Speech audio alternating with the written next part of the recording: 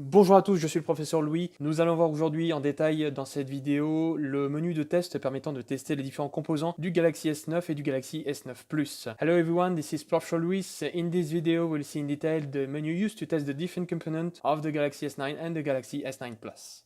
Donc pour accéder au menu, la manipulation est simple, vous allez tout simplement dans l'application téléphone, puis sur le clavier et vous tapez les chiffres suivants, étoile dièse 0, étoile dièse. Et à ce moment-là, un menu va s'ouvrir avec les différents tests matériels possibles. On va voir les trois premiers tests qui sont des tests de couleurs pour vérifier le bon fonctionnement de l'écran. Vous avez les couleurs Red, Green et Blue qui sont trois couleurs primaires. Pour sortir de chacun de ces tests, appuyez n'importe où sur l'écran.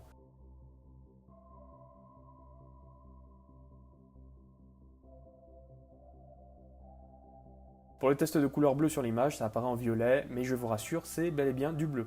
Test numéro 2, le haut-parleur d'écoute, aussi appelé haut-parleur supérieur. Vous lancez le test en appuyant sur le bouton Receiver. Le téléphone jouera un son aigu en continu dans le haut-parleur d'écoute. Pour arrêter le test, appuyez n'importe où sur l'écran.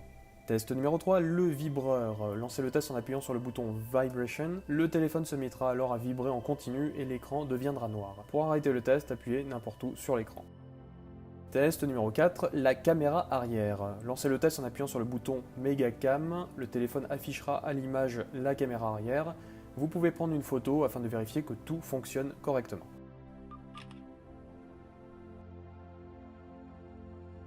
Pour sortir du test, appuyez 2 à 3 reprises sur le bouton Retour en bas à droite. Test numéro 5, les capteurs. Lancez le test en appuyant sur le bouton Sensor. Un sous-menu s'affichera vous permettant de tester l'ensemble des capteurs. Le test du capteur de proximité se réalise simplement en passant la main sur la partie supérieure du téléphone. Si une présence est détectée, donc si le capteur fonctionne, l'écran deviendra vert et le téléphone vibrera en continu. Il est possible de tester l'accéléromètre au travers de deux sous-menus, l'un avec des données brutes, le second avec un graphe.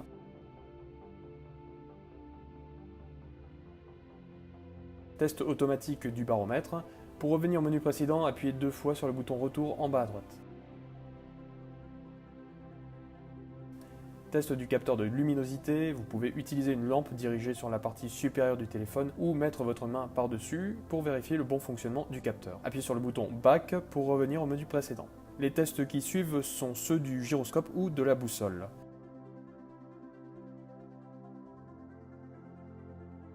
Test HRM pour Heart Rate Monitor, en gros capteur de battement cardiaque qui se situe au dos du téléphone.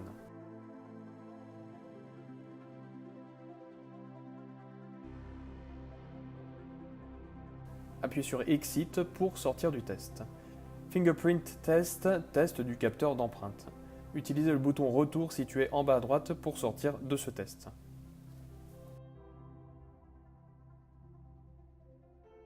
Test numéro 6, l'écran tactile. Lancez le test en appuyant sur le bouton Touch.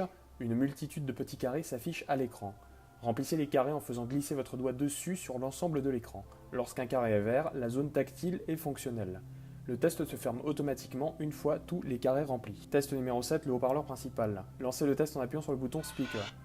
Une musique est jouée simultanément sur les deux haut-parleurs du haut et haut-parleur du bas. Un appui supplémentaire fait jouer la musique uniquement sur le haut-parleur principal, c'est-à-dire le haut-parleur du bas. Un second appui sur le haut-parleur d'écoute, donc le haut-parleur du haut, et un troisième appui, quant à lui, arrête le test.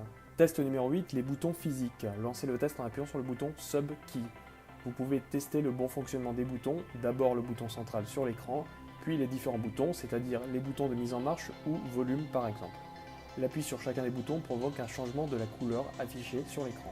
Pour sortir du test, appuyez sur le bouton Exit. Test numéro 9, test de la caméra avant. Lancez le test en appuyant sur le bouton Front Cam. L'image de la caméra avant est alors affichée sur l'écran. Vous pouvez prendre une photo afin de vérifier que tout fonctionne bien.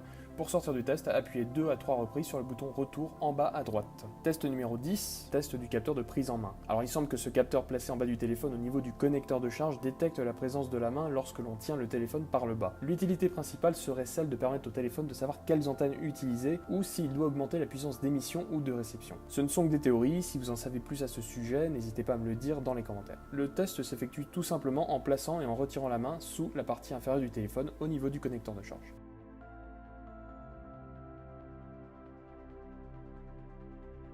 Utilisez le bouton retour situé en bas à droite pour sortir de ce test.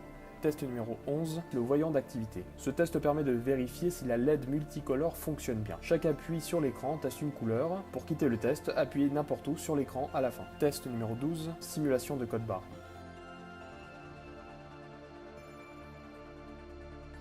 Utilisez le bouton retour situé en bas à droite pour sortir de ce test. Test numéro 13, Sensor Hub Test. Ce test permet de vérifier le bon fonctionnement du microprocesseur qui gère les différents capteurs du téléphone. Une fois le bouton appuyé, le téléphone se met en veille. Déverrouillez-le afin de vérifier si le test a réussi. Utilisez le bouton retour situé en bas à droite pour sortir de ce test. Test numéro 14, mise en veille. Ce test permet de vérifier le bon fonctionnement de la mise en veille du téléphone. Test numéro 15, les capteurs de proximité magnétique. Ce test permet de vérifier que les capteurs magnétiques à effet Hall sont bien fonctionnels. Ces capteurs sont notamment utilisés par des accessoires comme certaines housses ou certaines coques. Passez un aimant par-dessus les zones où des cercles noirs sont visibles. Test numéro 16, test de transmission magnétique. MST signifie tout simplement Magnetic Secure Transmission. C'est une technologie utilisée sur certains appareils Samsung pour simuler une carte magnétique sur un terminal de paiement. Test numéro 17, MLC Test. Ce test aura un rapport avec le capteur d'empreinte.